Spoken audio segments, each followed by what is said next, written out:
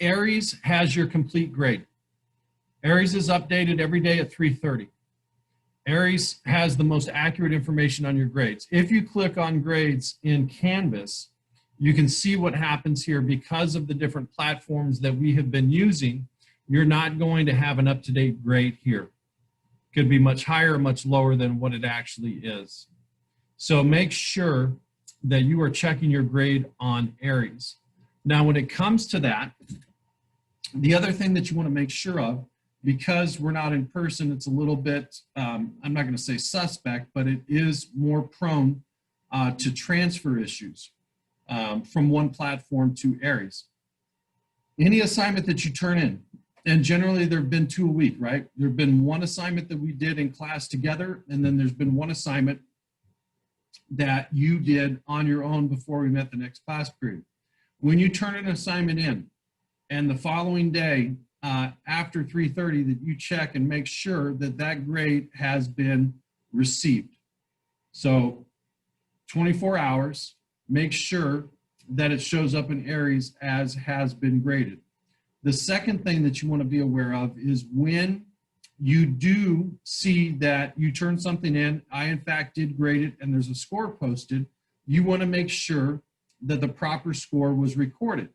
So if, for example, you've got 15 out of 16 of the map identifications right, but on Aries it only says you got a 12 out of 16, you need to say something. So generally these things transfer automatically, but if there is some sort of manual issue or transfer issue, you want to make sure that you get the score that you have earned. So those would be the two things that I would check on Aries at least once a week. Any questions on that? Also, I checked my grades, and there's this assignment that's due on September 25th. It says that I have a 0 on it. Okay, and that was the two that we did, right? So we did the map of Europe 1785, and then also the questions of the Renaissance in TCI, and you did both of those? Yeah. Okay, so then stay at the end and I can check and see what the issue is. Okay. Miss Benetti, go ahead. On Canvas, it says that I got a 10 out of 10 on the religions assignment, and on Aries, it says I got a 3 out of 10. Right, so on the religions assignment, this was a pretty common thread. On the religions assignment, there were 3 sections you had to do. Section 1 was Judaism, Section 2 was Christianity, and Section 3 was Islam. So you want to check and make sure that you did all 3 sections. Okay, thank you. Canvas, yeah, Canvas will show that you turned it in, right? And that's why I'm saying Canvas isn't right. But then when I go and read your responses, if you didn't do the other 2 sections or you didn't do one of the 3 sections, that's why Aries has a lower grade. Oh, okay. But it's still open, even though Canvas says it's closed, it's still open. So as soon as you fix it, you can just send me a note and I'll grade it and get it done. Okay, thank you. Yep, good questions. Anybody else? If you have a question or you're not sure about something, don't be afraid to ask. I'm not gonna like freak out. So it's hard when we're not here in person. So if there's anything that you're wondering about or you're confused about, please don't hesitate to ask. And if you don't want to ask over the Zoom, you can just send a note through email or through the Canvas inbox and I'll answer you. So I don't want you to be confused or worried. Anything else? Also, I checked on the Go formative, and it has all the answers blank, but I still did it. I don't know why. It has all the answers blank? Yeah, it says I didn't do it, but I did it. Did you hit submit when you finished? I think so, yeah. Okay, because that's generally what happens when it doesn't. But you can stay on the end and I can see what's going on. Okay. Yep. Anybody else? Perfect. Okay. So let's review what we talked about in terms of the Renaissance, and then we'll talk about what the Reformation and the Glorious Revolution is. There'll be one assignment that we do together, analyzing a document, part of the 95 Thesis from Martin Luther, which is the big part of the Reformation, which is basically an attempt to reform the Catholic Church. And then we'll talk about your assignment that you'll do with the Renaissance over the week until we meet next Wednesday. So go ahead and click on your modules. All right, so click on your modules on your Canvas page.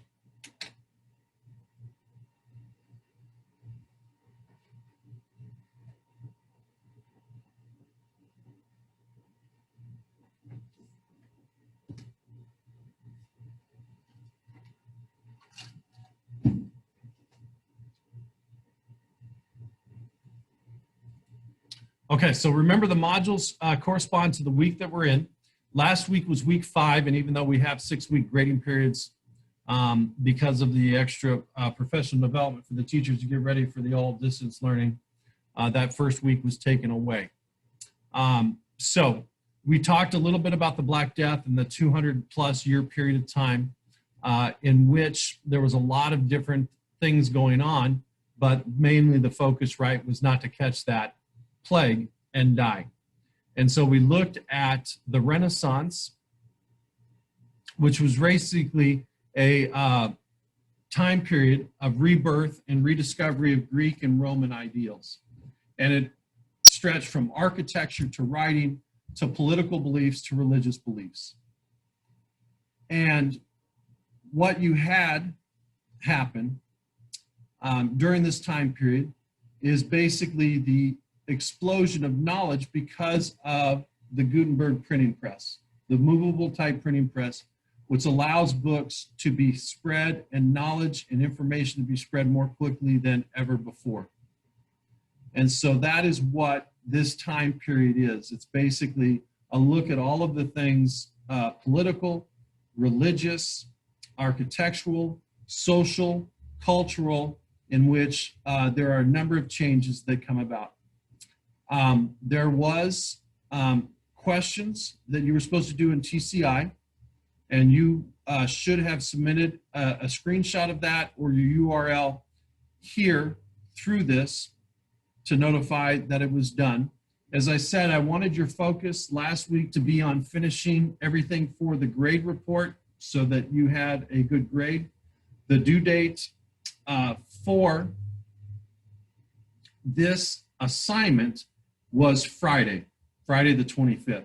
So it's still not showing up in Aries because I wanted to give you extra time. It'll be available until October 2nd, but that's what you want to make sure that you have submitted. And then when you look at your work over the week, map of 1785 is what you should have submitted via Go Formative. So there's 16 map identifications of Europe as of 1785 that we need you to know. Both of these things are due Friday the 25th. Normally, right, they're due the Monday before we meet, but I wanted your focus to be on other things. So those are still available and you can still submit those for full credit until Friday. Does anybody have any questions about last week's information? Okay, so in your module, go ahead and click to the week 6 overview page, which looks like this. So go ahead in your module, go ahead and click on that. We'll go through this together real quick.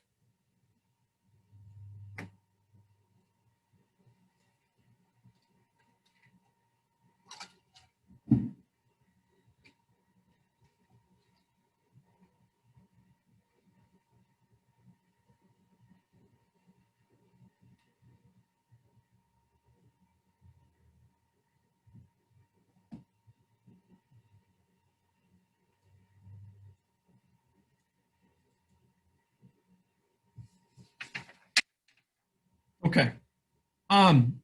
So this week, as I said, what we want to do is take a look at the Reformation and what we would consider early England in terms of the Glorious Revolution.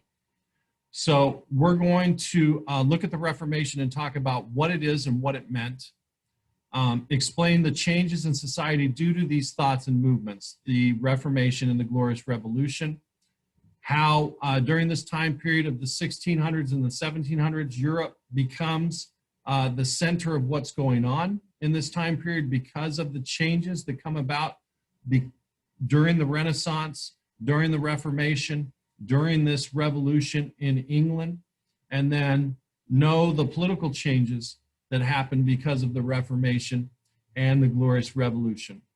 So that's what we'll look at this week. Go ahead and click next in your Canvas.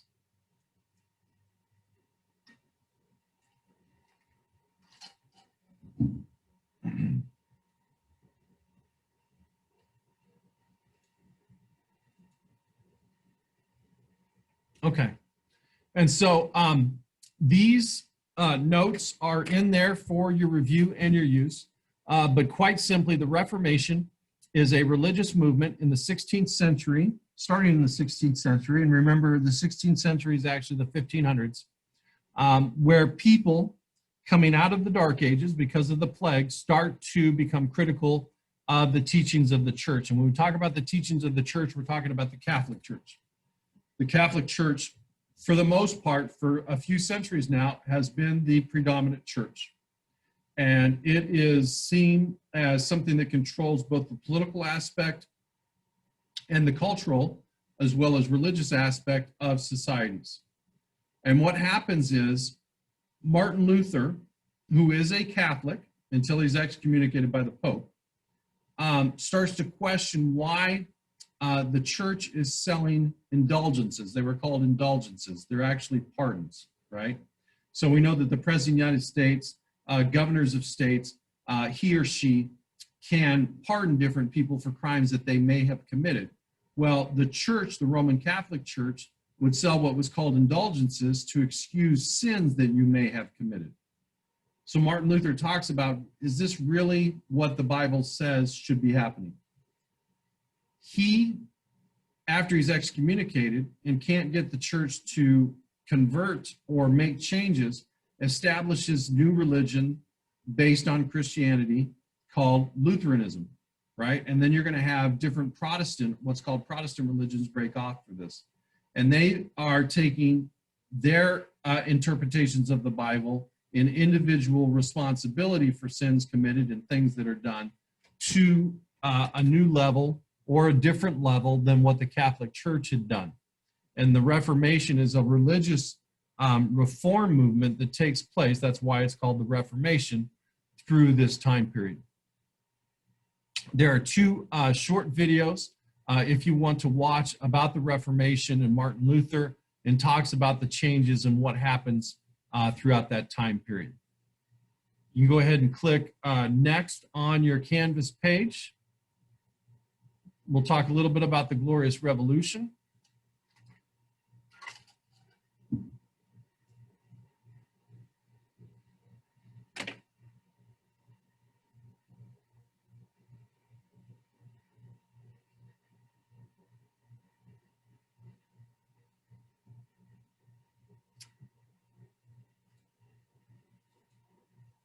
Next, we'll talk about the Glorious Revolution and what that is.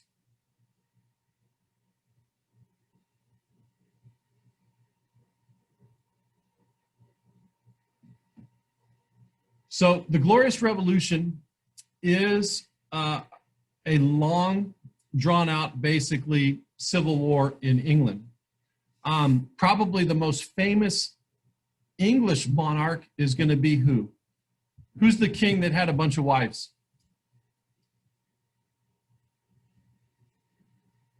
Jesus Christ. Actually, Jesus never got married. So the English king that had a bunch of wives, when his wife couldn't have babies, he'd have him killed. Who was that? Is that George? No, somebody said it. King Henry. Mm-hmm. Yeah, King Henry, right? Henry VII. So Henry VII really is the one that starts the Glorious Revolution. So remember, Henry was not always really a large person.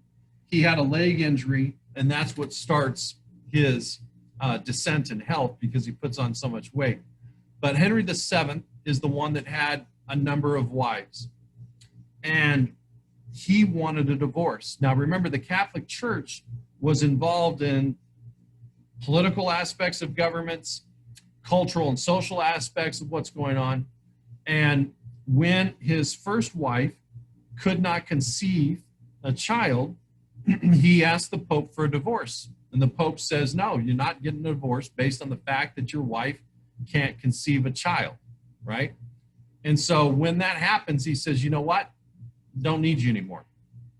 So Henry starts the Church of England, the Anglican Church, and as king makes himself basically the Pope of the English Anglican Church and grants himself a divorce, right? And this starts a long line of battles between English monarchs who are true to the Catholic Church still and English monarchs who are true to the new Anglican or English Church. So Mary I is the next English monarch, and she was Catholic, known as Bloody Mary, because what she does is she uses her position as monarch to go through and basically kill anybody who was anti-Catholic, anybody who was part of the Anglican Church that had persecuted Catholics when Henry VII took England out of the Catholic Church. She's the first woman to claim the throne where there were competing people for the crown. After she dies, James I becomes King of England. He was originally King of Scotland. He unified Scotland and England and enjoys a lot of peace and low taxation because of his reasoned rule. When James dies, Charles I takes over, and this here is going to be problematic because he is married to a Catholic. So again, you've got the Anglican Church of England, Catholic supporters butting heads. Believed in an absolute monarchy. An absolute monarchy is one that rules without the consent of Parliament. So he wanted to change Parliament. Parliament at this time in England is similar to what we have. There's a House of Lords, which is the upper house, and a House of Commons. And he wanted to rule as an absolute monarch without having to answer to anything regarding the Parliament. But the problem is in the 1200s, there was a king that had signed a Magna Carta that made it basically illegal for a king to do a number of things specifically related to taxes without Parliament's consent. After Charles I is executed, has his head chopped off, Oliver Cromwell takes over because the others in line for the monarchy are too young. So Oliver Cromwell is not called King of England, he's called the Lord Protector. He protects the Protestants, the Church of England, the Anglicans, while killing the Catholics. After Cromwell is no longer Lord Protectorate, Charles II restores the monarchy. He was the eldest surviving child of Charles I, and he's known as the Merry Monarch. Real happy, did not persecute Catholics or Protestants, and you have a time of relative peace in England. After that death is James II. James II is going to be the last Roman Catholic monarch of England. He struggles with religious tolerance of the Anglicans, but solidified the Parliament's rule over crown, right? So the Parliament does have some checks and balances over the king. And so what you have happened during this glorious revolution in which Catholics and Protestants are fighting with each other is a period of instability. And what comes out of the glorious revolution is that the English Parliament is going to become generally the most powerful part of the English government. Now, the English Parliament is a legislative body, similar to what we have in our federal government with Congress, Senate being the upper house, the House of Representatives being the lower house. Similar to what we have in our state of California, right? The Senate is the upper house, the Assembly is the lower house. So this legislative body, basically, since the Magna Carta was signed in the 1200, gets the right to approve tax raises by the monarch. Monarchs still tried to claim absolute power during this glorious revolution and the struggle back and forth between the Catholics and the Anglicans, but Parliament comes out of this basically as the one who is going to give consent. And you'll still see these two houses in England today still have that power. There's also what comes out of this time period called the Petition of Right. The Petition of Right is basically the monarchy agreeing to, you cannot tax without Parliament's consent. You cannot imprison citizens illegally, right? So both Catholics and Anglicans get tired of this really civil war between them. And they would throw people in jail just for being Catholic or just for being Anglican, depending who the monarch is. And so English Parliament gets this passed in the Petition of Right. You can't do that anymore. Also, it's going to be illegal for you to force us to house troops. Because when the Catholics were in charge, they wanted to house Catholic troops in citizens' homes. Anglicans were in charge, they wanted to have Anglican, right, members of that militia housed in citizens' homes. Parliament says you can't do that anymore.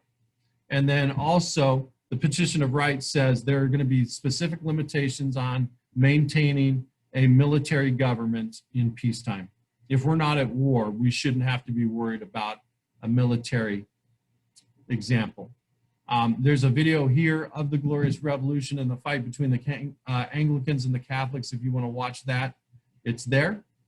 So go ahead and click on next and get to the 95 Thesis.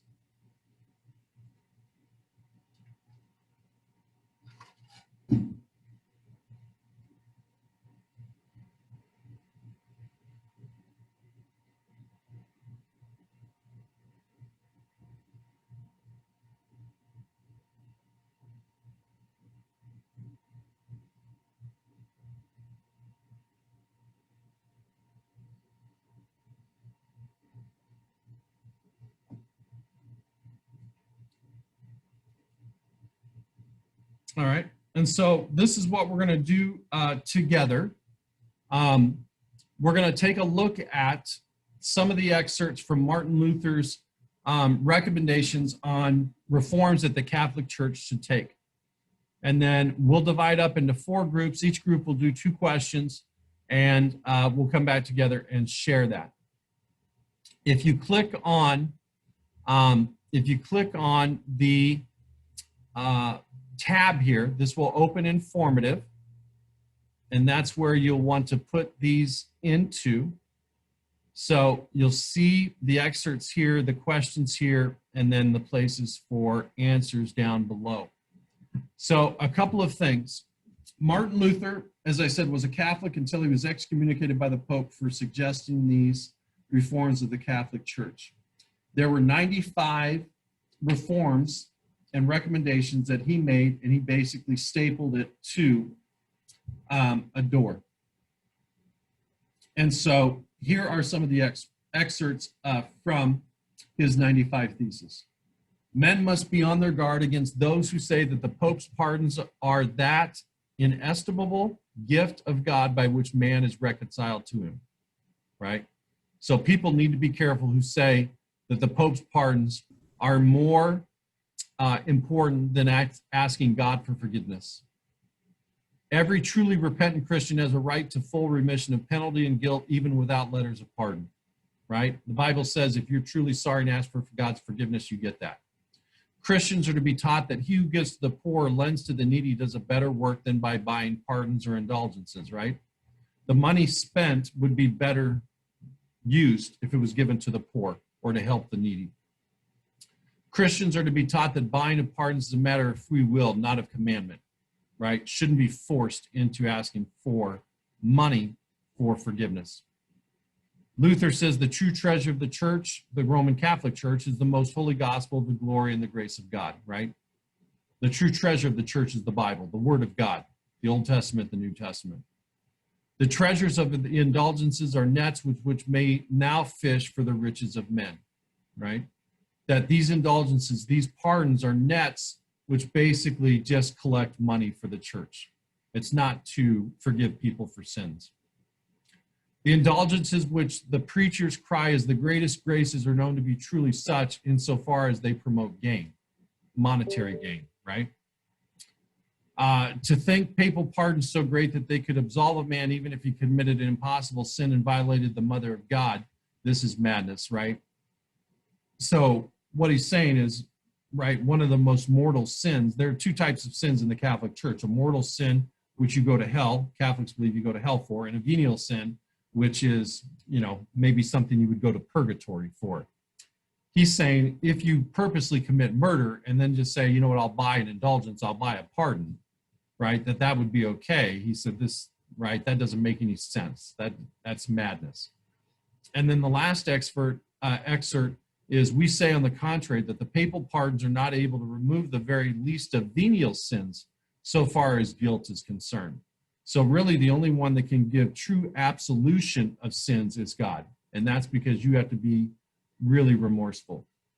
Okay? So those are the excerpts, and those are what they mean. What we're going to do is divide you into two sets of groups. So there'll be two groups for questions 1 through 4. There'll be two groups for questions 5 through 8. Each group will do 1 and 2. Second group will do 3 and 4. Third group 5 and 6. Fourth group 7 and 8. And then you'll want to open that, as I said, in this and put your answers in. When group 1 presents, groups 2, 3, and 4 will type in the parts for 1 and 2, and so on. All right, so we will divide you into 4 groups, and we'll do this together. There'll be about 3 or 4 people per group, and we'll give you about 4.5, 5 minutes. All right, so group 1 will be Grace, Matt, Sarah, Yahir. You'll have questions 1 and 2. Alex, Ava, Lolly, Isaiah, you'll have questions 3 and 4. Elisa, Jesse, Xander, you'll have questions 5 and 6. And then group 4 will be Andrea, Brandon, Ryan, you'll have questions 7 and 8.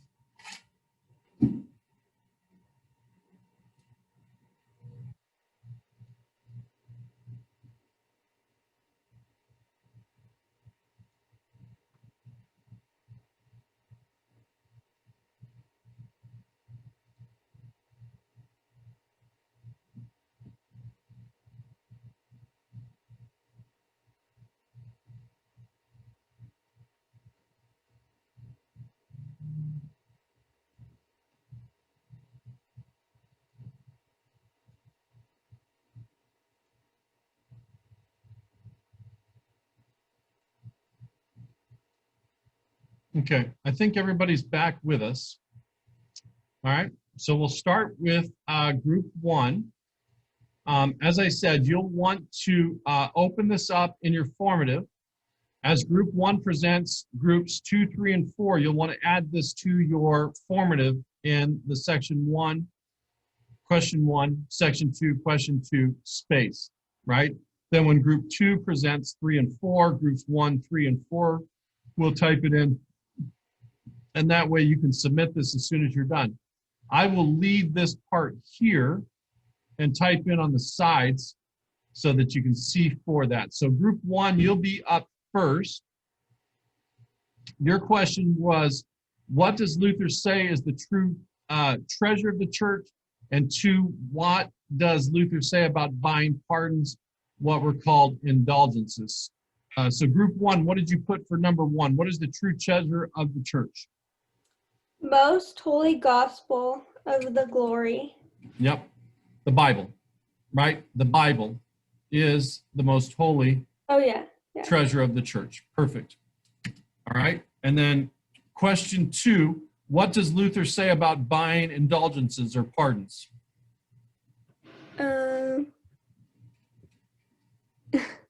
Is it right or is it wrong? Right. He thinks people I don't think I should, did it right. right. You're supposed to write the like letters right there, like 60 and 66 or something like that. You could if you want to, but you want to understand, right? When he talks about Christians are taught that he who gives the poor less does a better job than buying pardons. When he talks about pardons and indulgences, he doesn't think they're right. He thinks they're wrong. That these pardons, right, are wrong and do not absolve you of sins. That's what he thinks. Okay. So let's keep that there. All right, group 2, you're going to answer 3 and 4. So groups 1, 3, and 4, you can type this in. All right, so group 2, when we talk about judging from all of these excerpts, right, what is Luther's opinion on the position of the Pope? What does he think about the Pope of the Catholic Church? We didn't come to a conclusion for the answer of number 3, but we did for number 4. Okay, what was the debate on number 3 then? We just didn't know what to put for that one. Okay, so from the excerpts that you read, does Luther think positively of the Pope or negatively of the Pope? Negatively? Negatively. So would he like the Pope, yes or no? No. No, right? So Luther, right, does not believe that the Pope, right, is doing, and this is basically a summation, right? Luther does not believe that the Pope is doing a good job for God or the church. And that's a summation from those points. What was the consensus you came to on 4? Rather than buying pardons, people should spend their money on what? Rather than buying pardons, people should spend their money on the poor and needy. Yep. People should spend their money on helping the poor or the needy. Okay. Great job on that. Group 2. Group 3, you had questions 5 and 6. So groups 1 and 2 and 4, you should type the answers given by group 3 to 5 and 6 into your formative. So group 3, question 5, does Luther believe a Christian has to have a pardon to be forgiven? What does a Christian need to be forgiven? What'd you put?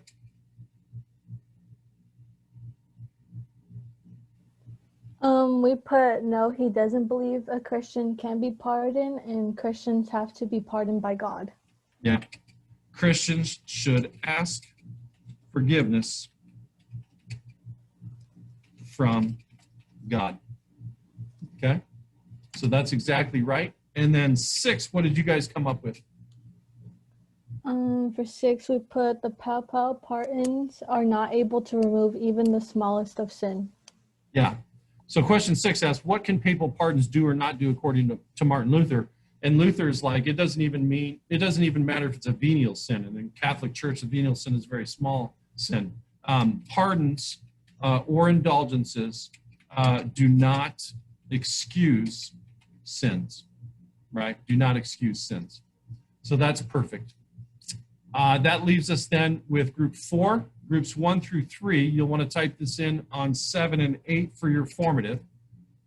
These are more opinions and summations here. So group 4, question 7 asks, after reading all of these, do you feel whether the Pope had just cause to excommunicate Luther from the church? What did you guys decide, yes or no? We said no. Okay. Wow. And why? Okay, we feel that the Pope faced opposition towards Luther's view of the Catholic Church and therefore, I quote, got rid of him. So no, I believe the action was not justly.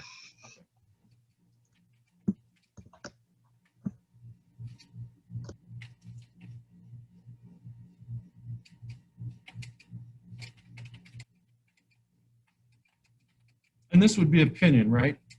So, you know, the view, and you have to remember, this is the 1500s. So this Yeah. is a long, long time ago, right? Where even, you know, the church's stance, and this goes back in terms of what you may have heard or what you may have learned or things that you may see later. But the Roman Catholic Church used to believe that the earth was the center of the universe, right? And that the sun and all the other planets revolved around the earth. And when people like Galileo and other astronomers proved, right, that the earth went around the sun, they were excommunicated. So today's standards, if we were to apply today's standards to Luther in terms of asking for reforms, right, you would maybe get a different response from a pope, right? Pope Francis now is in charge of the Catholic Church, and he's been much more lenient on things than, say, even Pope John Paul II, who was 2 popes ago, or Pope Paul VI, who was Pope in the 70s when I was young. So these things in practice, right, centuries ago, would be maybe dealt with differently. If you would put yes on that, you would be justified as well, right? The Pope was seen as infallible. He was basically God's messenger on earth at this time, and that's what Catholics believe, right?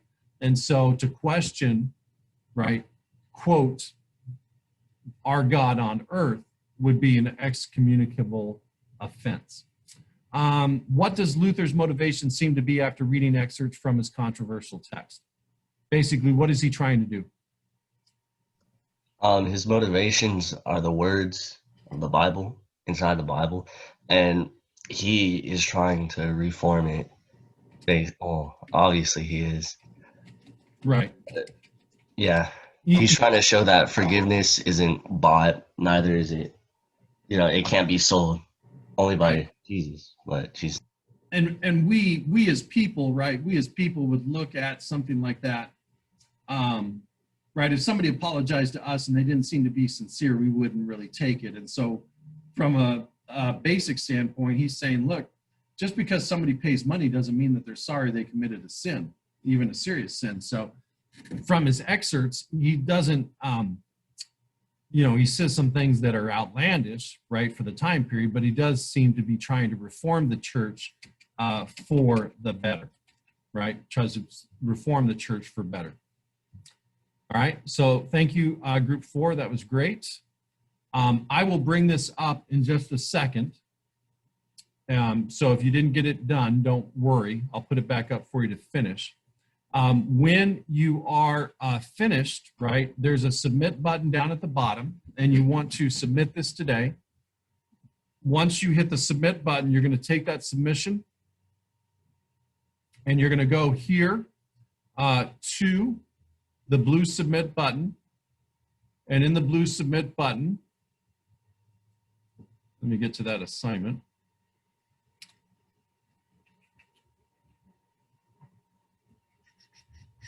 Hopefully I didn't mess this up by resetting. You'll hit the submit button. You'll go to the website URL. You'll paste in what you copied there and submit. Right? And then when you have submitted that, the only thing that you have to do between now and next week when we meet is answer these 3 questions about the glorious revolution in Unit 4, Chapter 15, Section 2 of TCI. So if you go to the TCI login, let me log out real quick. So remember that you've got to put my email in there.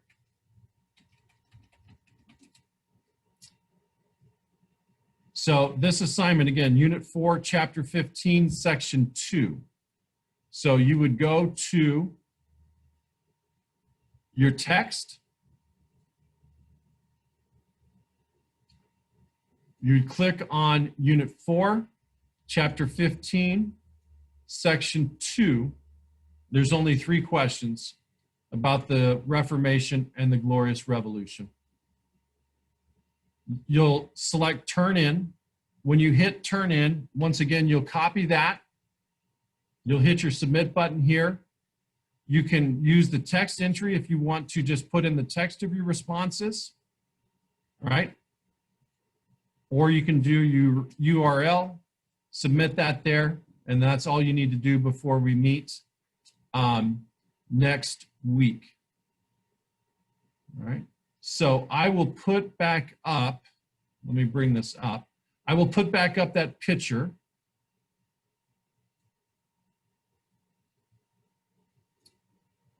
Oops, I don't know why it's paused. Hold on just a second.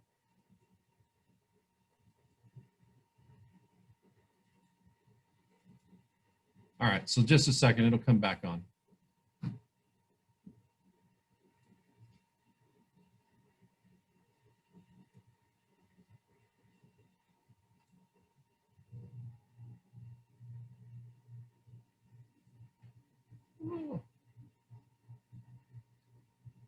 Okay, can you see the picture now with the responses?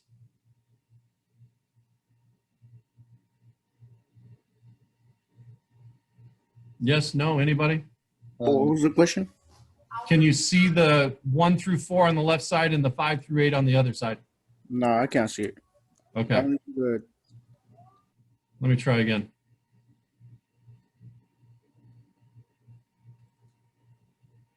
What about now?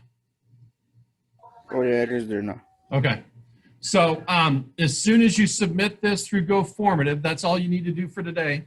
You need to answer those 3 questions before we meet next Wednesday. So if you've got that done, you can log off. If you have questions or concerns, you can stick around, and I'll leave this up until you're finished. And you want to make sure you submit that. So have a good week, and we'll talk to you next Wednesday.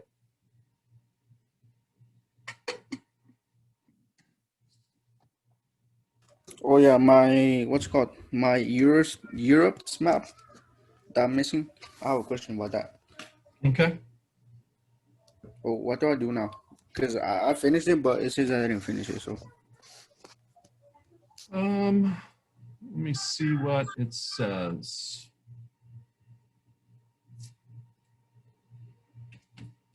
So Europe, the map of 1785, yeah.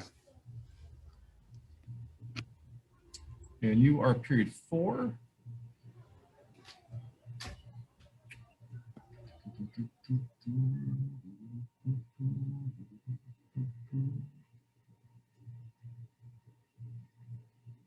Yep, says everything is unanswered. So you may have exited without submitting. So do I have to redo it again? Yeah, you're gonna have to do it again. Do I So- get the full points though? Or Yeah. Yep, Okay. you'll still get full credit. And then just down at the bottom, when you get down to the bottom, make sure you hit submit. Okay. There's a submit button. You make sure you hit submit, and it'll give you a confirmation of that.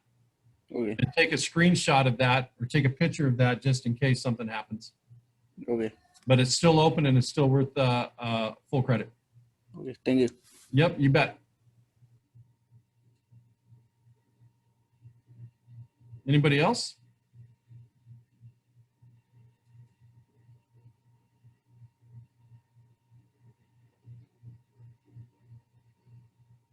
No, sorry, I forgot to leave.